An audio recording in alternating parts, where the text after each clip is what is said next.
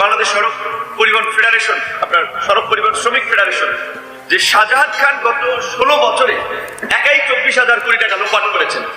তো এই যে আরেকজনের বক্তব্য বলেছেন এনা পরিবহনের কথা, ঢাকার সড়ক পরিবহনের অন্যতম মাফিয়া ছিলেন। বিএনপি কিংবা বিরোধী দলের কর্মসূচিতে কোনো গাড়ি চলবে না কিংবা হরতাল অবরোধ ডেকে দেওয়া।